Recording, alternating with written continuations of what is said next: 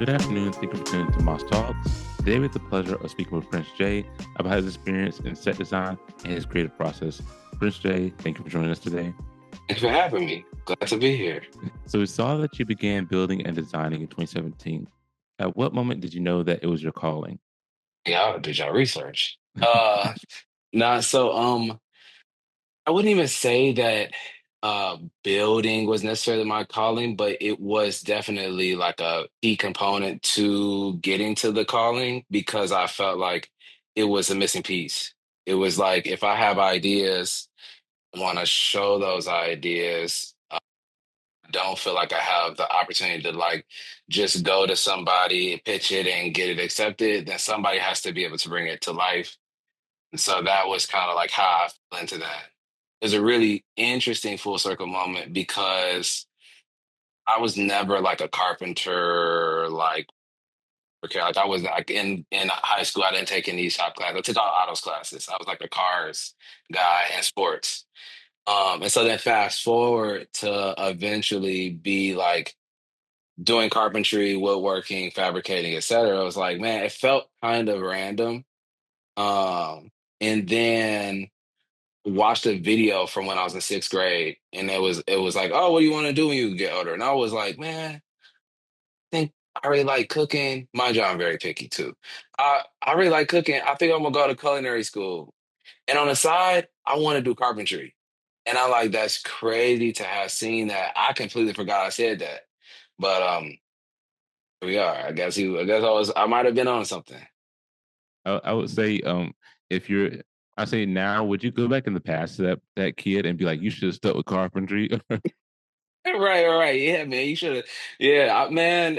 I think that it was very me of me to say I'm finna try to do this and that, and then to touch on all these things and then end up here because I feel like all of these are like the small pieces to like the larger puzzle that like the goal is to transition into over time. So, can you explain how you were able to turn what started as a hobby into a successful career? I think that the biggest thing for turning into a career was just like taking the skills that I have, the vision that I have, and like the opportunities and network that I have, and just kind of finding a place. Like for what I do now, it's interesting because I was inspired by a bunch of people to like try and make my own art and my own experiences like theirs, not knowing that they didn't do or have people who did what I do. That then fast forward, and now I do those things for them.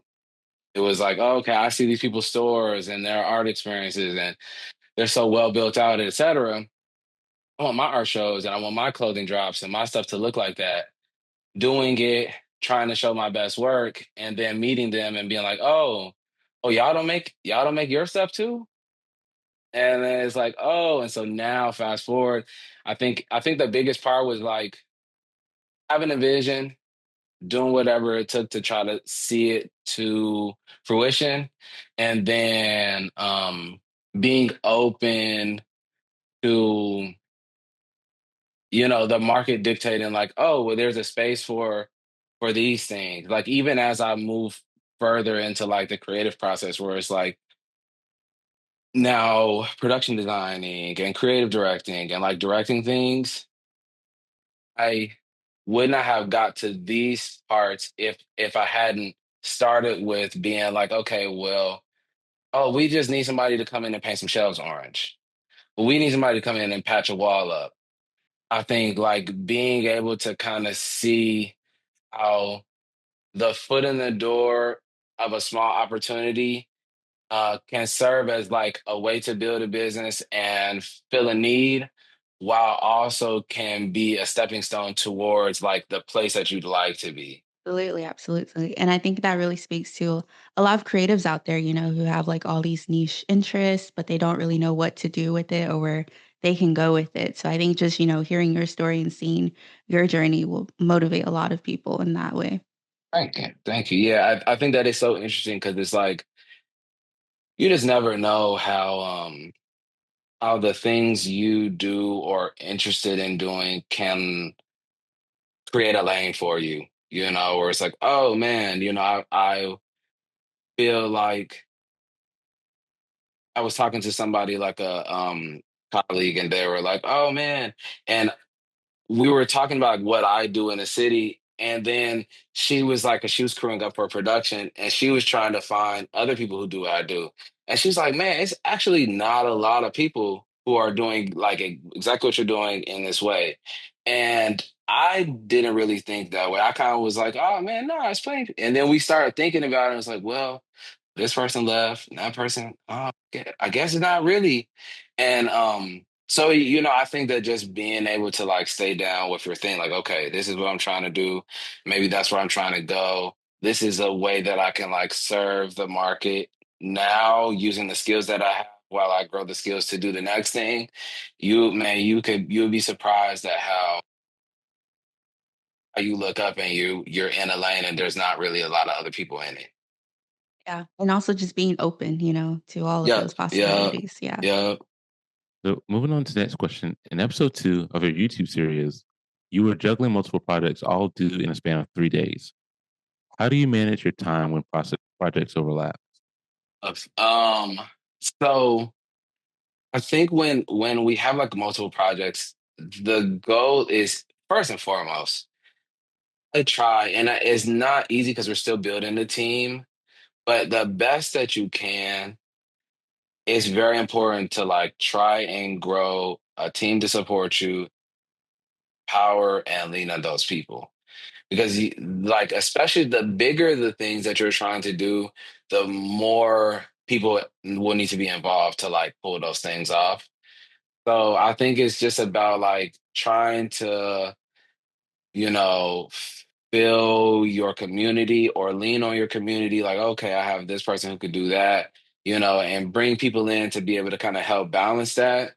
Um, for me as like an individual in time, well, I would be struggling proper. But I I feel like the biggest thing is like looking at where you're trying to go, maybe putting together some sort of like tangible work back, like if we're like being very technical, like a work back schedule of some sort to be like, okay, here are some checkpoints. And then my sister, who's like my unofficial project manager, she's a project manager, I'm unofficial. She knows me so well in that like we'll build a work back schedule, but that work back schedule is highly flexible. Where she's like, okay, think probably the biggest thing is like hoping for the best, preparing for the worst. Right. So I'm always every time we're working like in that instance where we had all these different projects going on, I'm constantly thinking about all of the projects and all the scenarios. In like a best case scenario, we pull up. Like I think even in the episode, you'll see me. I'll be talking to myself. I'm like, okay, all right. If we pull up in 2 hours, if we pull up in 2 hours, we could do this. Because I'm always thinking about it. Like, okay, best case scenario, we do this and da da da da.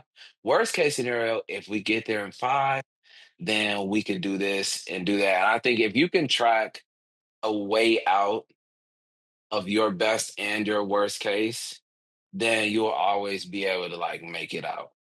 Absolutely. I think that's, a great way to work. Kind of what we do here too. It's like, okay, best case scenario, we'll have 5 people in the magazine. Worst case, we'll, need to do some second reach outs and things Yeah, like yeah, that. yeah. But like you just have to know how to like prepare yourself for, I mean, you always want things to go great, but sometimes they just don't. Things just don't work out. Hmm. And I also like that you mentioned that you're building your team of like experts in a way. And I think Hmm.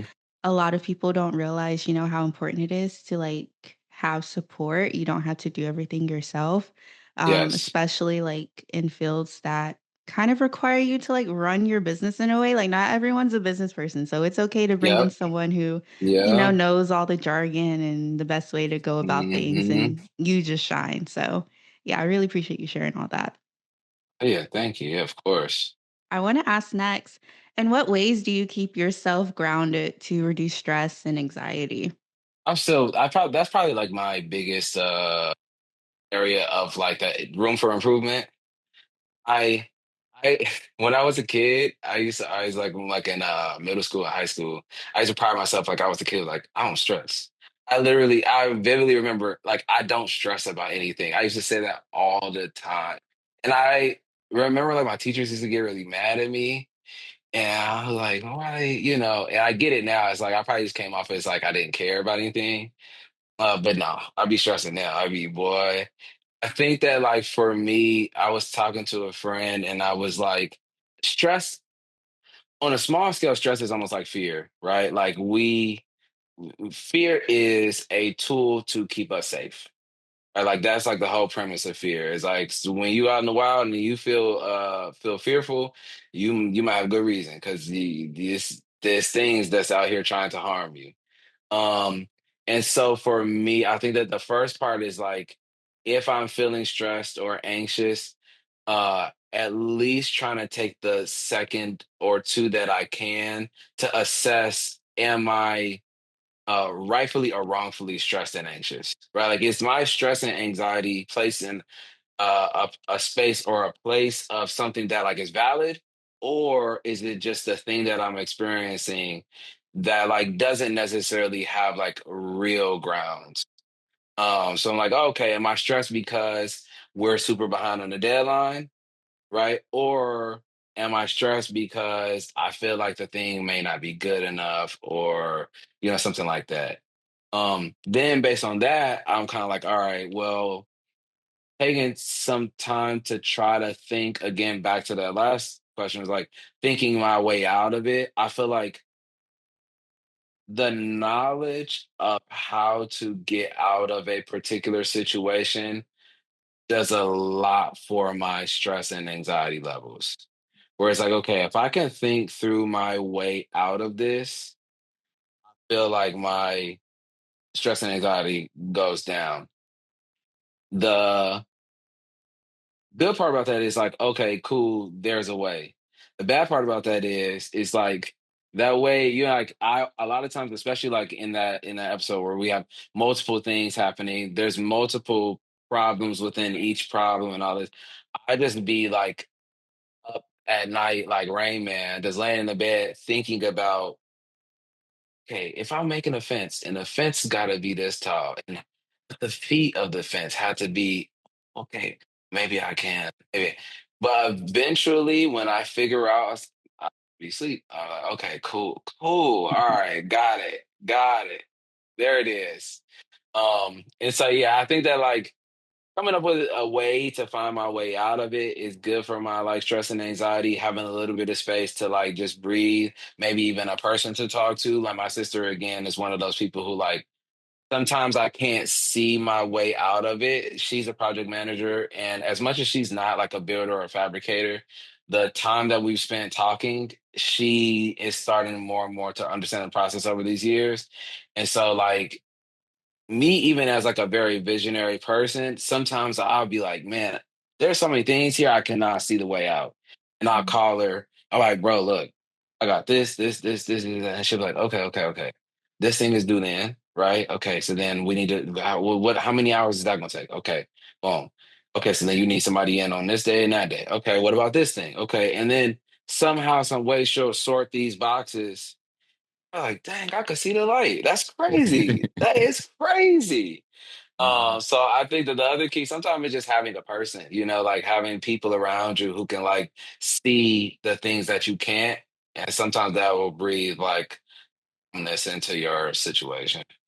Yeah, absolutely. Like kind of just like coming back to yourself, getting your head back on your body in a way. Um, Yeah. and that's really important again, like when you're in a position where you're doing this and that and in control of this and that, and there's just a lot of moving parts, like it's easy to get overwhelmed and get anxious and, stress out, but having those ways to kind of like reel it in and like be like, Yeah. okay, real life, this is what will Yeah. happen. This is when that can go out, all of that. Yeah. So, moving on to the next question. What is the most fulfilling part and the hardest part of your creative process? Oh, um, dang. Okay. Most fulfilling part for sure I think it's like the beginning and the end, right? Like love to do concept and then love to see concept in real life. I think that Mhm. that's like that's one of those things that like especially the higher I get and the more I get like into the other parts of like this creative process, stop touching so much stuff just like physically with my hands. But it is crazy sometimes being like an artist who like designs and builds, like the feeling that I've had in some instances where I'm like sitting or just like standing inside of something that I made is a really surreal feeling. It's like, dang. It's like you can't stand inside of a painting, you can't stand inside of a photo, like being able to literally be there, that's like a really interesting and fulfilling part of the process. Difficult part, this is tough. The most difficult part of my process is sometimes having to whisper information out of people that I'm trying to design or create on behalf of. So like for me, like I'm a very story, history, information, it's like all these things inform design for me. Whether it's like directing, creative directing, production designing, all that stuff. Um, when you are and creating in this way and a person's like, okay, hey man, can you design a table for me? Okay. A table for my restaurant. Okay. What's the restaurant called? The restaurant is called I don't know, the Box or something like that. Okay, the Box. That's it. Can you tell me about the table? I just want it to be cool. You know what I'm saying? Cool how? You know what I'm saying? Make it Like, pop. bro, you get what I'm saying? So I'm just like, and so sometimes I think that I know other people who design who are just like, man, well, I'm just gonna make it like this. Why? I don't know. That is not my process. So sometimes I'll be in a position where I'm like, okay, the restaurant is called the Box. Well, what is a box? Like I start creating like my own random story to try to support these design decisions or give me information and intel to like inform the decisions. That can be it's sometimes fun because I'm just like I'm over here creating like a whole nother world underneath this person's world that they don't know about. But that is probably the most difficult where it's like, hey, do you have, tell me about this. Why is it called the Box? I don't know. You know what I'm saying? Like to give me some information to go off of. That is literally the most difficult for sure. I feel like that's a red flag. Like if I'm going to somebody and be like, "Hey, I need you to design this," and they don't ask for any more details, I'm like, do you care?" Like, Right, right. Yeah. So you see, oh, so that's all you need, huh? Okay. All right. Sure. I would be highly upset with that product. Probably, I'm not gonna lie. Yeah, yeah, or they just really tapped in. I don't know, they just have Yeah, vision like that. They might just be like, okay, they don't even need it. They just gonna go. All right, shoot.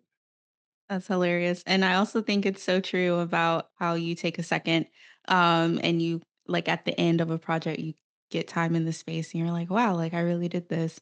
I think Hmm. that's true for a lot of people. I know that's true for us. Like we'll be in the middle of production and it's like, oh my God, deadlines and writing, drafts, designs, it's just a lot going on. But it's not until we get like the print order and we open it and we're flipping through and then we're Hmm. like, whoa, like we made this, like this came from our mind and like it's issue 10. Like, what do you mean we've done this 10 Yeah. times, you know? So Right. I think that's very real, like to just take that moment of reflection and see all that you've accomplished and done and, like be proud of yourself for a second. Yeah, absolutely. I want to wrap it up with our last question and kind of goes back to what we touched on at the start of the conversation.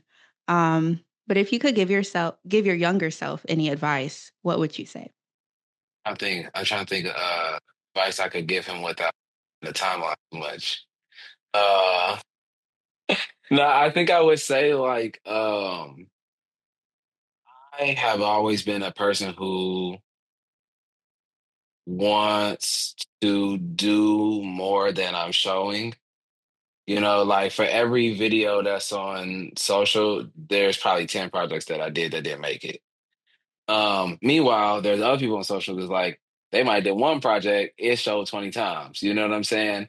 I think that younger, I would tell my younger self to like to not be afraid to go more, and also to step into lanes even when people aren't necessarily like, don't wait for somebody to give it to you, basically. I think that's what it is. It's like, don't wait for people to give you the opportunities. Just go get them. Yeah. Go put yourself in those shoes and like walk in those roles. I think that like a lot of times we're like, studying, working. I'm at home drafting and this and that, waiting for somebody to hire me as the thing. Just go get it, because I think that the same diligence that you have to like try and study to show yourself approved before you get it, you will have that same diligence if you were to get it before. We there I can tell you of a million projects that like somebody hired me. Oh man, can you do this? Yeah, we could do that. And then figuring it out. And I think that the small instances of doing that were fruitful, but I feel like had I just maybe taken the time to like do that on the larger scale, younger, that I would see the fruits of those things. I would have found myself in positions that like, oh, that I feel like I'm in now, but I took the long route to get to them instead of just being like, oh well, yeah,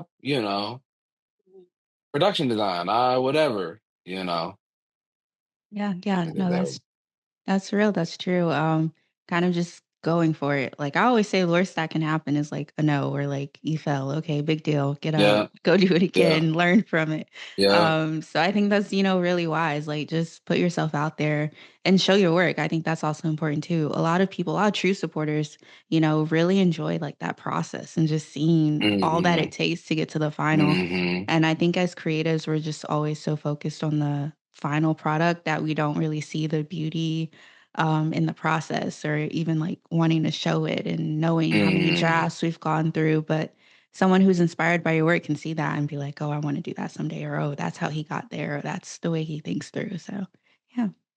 But we're gonna move into our quick fire.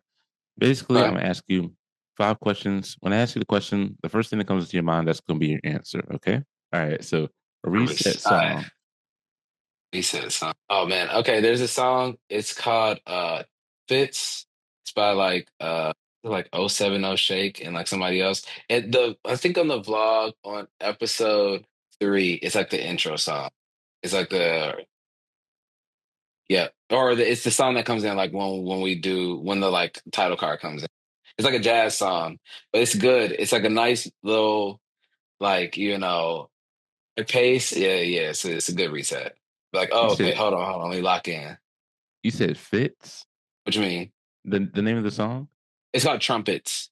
Oh, okay. Okay. Yeah, you cut out. I was like fits. I was like never heard of Oh no, no, no, no, Fitz, that. right? No, no, no. It's called Trumpets. Yeah, it's by Trumpets, and the person that made it, they got a crazy name. It's like underscore by dot Alexander, and it's featuring 070 Shake. Okay. Yeah, yeah. We definitely gonna look into that. Yeah, check it out. Yeah. But next question is gonna be dream project slash collaboration. I think maybe if I shift it into like I would love to creative direct like a full campaign, like runway show, idea for products, they come to life in person and like digitally for a product. Do you have a product in mind since you said that? Oh, honestly, I would love to do like a small collection. Like it don't have to be like a full collection, but I feel like if it was a small drop, maybe like 7 pieces, it would be like especially maybe something around like fall or winter, a little utilitarian, but like a bag, to like a like a jacket, and maybe like two other like avant-garde pieces. Cool. See, I'm glad you said fall or winter because that leads me to the next one. What is favorite season? Oh, favorite season? Probably summer. Probably summer. Favorite set design from a movie or a show? Honestly, I think that the PD in Bridgerton going crazy, going crazy. Speaking her language. But bucket list vacation destination. Maybe Tokyo. Okay, so going back to one of the questions, we say your favorite summer. Favorite summer. Your favorite season was summer. Uh-huh. So why summer? Because I know a lot of people give summer a lot of hate because it's pollen, it's the bugs around, there's bees everywhere. It's like it's just not a fun time for some people. Why is summer your favorite? Yeah. Well, see, I'll say y'all probably get a lot of that because y'all in a nice True. warm climate. Boy, it'd be tough around here. Now, granted, it's hot in the summer here, but the thing here is like we don't really have like a true fall. Like it goes just like this is summer, and then next thing you know, like, dang, oh, well, get that jacket out. Um, and so that fall is not really a real thing. And then spring is so like it's warm out. Oh man, it's really nice. And then it's snowing again. Like, oh, okay, I got it. So I think summer is when we finally, at least in Chicago, start to get like consistent warm weather. People be outside. We're doing like fun things. And I feel like that is like I feel like our city is really interesting because our winter is so like harsh. I feel like a lot of creators be like hibernating. It's like we all just be inside cooking, figuring it out, blah, blah, blah. Then like the summertime, everybody kind of pop out and like you're starting to see all these ideas come to life, all these things that like people were kind of putting together during the like colder months. You're kind of like experiencing all this. I would say I agree because from what I've seen on social media only, like I've been in Chicago once and that was during the winter. But like when I see it on social media during the summer, like everybody be out in Chicago from what I see. Man, that's summertime Chicago, boy. Nice. Or to be, or to be. Say because in the Carolinas, as soon as they get a little bit of warmth, you start seeing shorts be out, people be on the beach, and it be cold the day after, and they be up there still out there at Dirty Myrtle, at Mm. Carolina Beach, you name it, they be out there. Uh, Well, thank you so much, Prince Jay, for being here today. It was a pleasure and an honor. Please go check out his YouTube series, his Instagram, TikTok, any platform you think of. I found one on TikTok, so please go follow, like, and share, and support. Thank you so much.